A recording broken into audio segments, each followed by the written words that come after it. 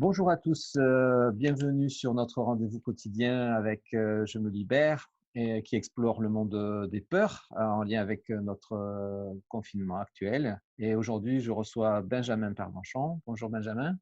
Bonjour Joël, bonjour à tous. Euh, Benjamin, j'avais une question à te poser. Est-ce que toi, tu serais en mesure de nous faire un état des lieux, des peurs qui sont aujourd'hui vécues par les personnes et faire le lien entre ce que toi, tu peux voir dans ton cabinet? Oui, alors ce qu'on perçoit, aujourd'hui, on a de la peur, de l'impuissance, d'abandon, d'être seul. On voit une peur aussi, structurelle face à la situation. On a peur de tomber malade, de peur, de mourir aussi, hein. On a des gens qui sont un peu perdus parce qu'on n'a pas d'informations et je crois que c'est la peur de mourir, la peur d'être, en manque de lien et de pas être, acteur de ce qui se passe aujourd'hui de notre vie. C'est les 3 peurs fondamentales qui sont les prédominantes dans ce confinement, ouais. Qu'est-ce que, à ton sens, on peut faire de ces peurs? Qu'est-ce que tu penses qu'il serait utile de faire avec les peurs qui nous traversent aujourd'hui? Alors moi, je pars d'un principe que ces peurs sont un paradoxe, en fait, et par rapport à ce qu'on voit au cabinet et ce qu'on voit d'habitude, et ce qui est à la fois génial parce qu'on peut avoir vraiment, une matière à travailler sur cette période de confinement, c'est que à la fois, une les peurs sont toujours tenues par un besoin qui est, prépondérant, c'est le besoin d'éviter la souffrance. Ce besoin-là, on le voit partout, tout le temps. En termes généraux, même les gens qui viennent dans nos cabinets sont là pour éviter de la souffrance. Mais on part toujours du présupposé que c'est en allant vers ses peurs, allant vers sa souffrance, qu'on la dépasse et qu'on la sublime. Et le paradoxe qu'il y a aujourd'hui, c'est que on nous force à rester chez nous, on nous force à rester seul, on nous force à rester face à ses peurs. Et ce qui est génial dans ce paradoxe, c'est qu'on est dans une contrainte, mais on est aussi dans le terreau nécessaire qui nous amène vers le changement. C'est-à-dire qu'en cabinet, on ne peut dépasser une problématique si on n'est pas face à cette problématique-là. D'accord. Donc tu es en train de nous dire que c'est une occasion, rêvée pour, peut-être transformer quelque chose qui habituellement est plutôt un frein, pour pouvoir en faire un levier de changement. C'est ça que tu es en train de dire, c'est ça? Oui, parce que la seule façon de se débarrasser d'une peur, bon, je ne crois pas qu'on s'en débarrasse vraiment, mais qu'on fasse diminuer l'intensité d'une peur, c'est en l'affrontant et en affrontant ce qu'il y a toujours derrière la peur. Qu'est-ce que tu dis toi à tes clients, tes patients quand tu es en cabinet pour, comment tu les invites à aller vers leur peur? Tu utilises, quelle technique, quelle métaphore pour pouvoir leur expliquer, que c'est important d'aller, vers leur peur?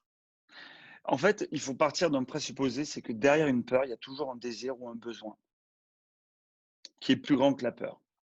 Et l'idée, c'est de trouver le chemin qui nous amène à aller vers ce désir-là. Si j'ai peur de ne pas être en lien, c'est que j'ai besoin d'être en lien avec quelqu'un. Si j'ai peur d'être abandonné, c'est que j'ai besoin d'être en lien avec quelqu'un aussi. Si j'ai besoin d'être aimé, c'est que j'ai un besoin d'amour. Et en fait, derrière la peur, il faut aller se connecter à ce besoin-là. Ça semble un peu olé olé, mais c'est hyper intéressant et c'est vraiment l'ADN de la peur. C'est-à-dire que derrière, si on arrive à se connecter vraiment à ce qui tient la peur, c'est là où on la sublime et qu'on la transforme et qu'on n'a plus peur.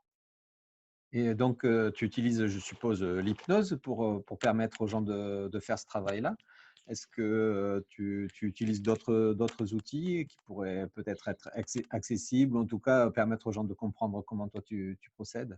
Oui, alors je vais mettre en ligne une vidéo avec, quelqu'un avec qui on va travailler, on va essayer de trouver un petit, format, sympa et ludique pour travailler sur ses peurs avec, ou seul face à soi-même ou avec sa famille ou avec ses enfants et c'est un protocole qu'on peut utiliser en hypnose, en état, hypnotique, mais aussi, juste, en conscience, juste, se poser, devant dire: «Bah, voilà, aujourd'hui, par quoi je suis traversé?» Bah, je le prends, je prends un post-it, je vais noter sur le post-it, qu'est-ce qui me traverse là maintenant et je vais aller, je vais de l'autre côté du post-it, par exemple, je vais marquer le besoin ou le désir qu'il y a derrière cette peur. Si par exemple je Donc c'est prends un la peur. travail, c'est un travail à la fois symbolique et inconscient, c'est ça? Ouais, et je En même crois temps, que qui peut être rationnel.